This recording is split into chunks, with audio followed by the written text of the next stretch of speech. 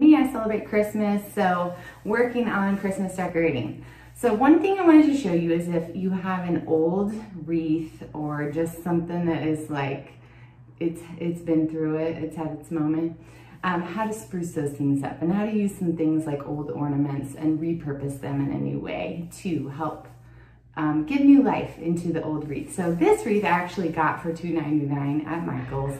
So it's just a dinky little one, real cheap. I want to show you how to make it your own and add some spice to it.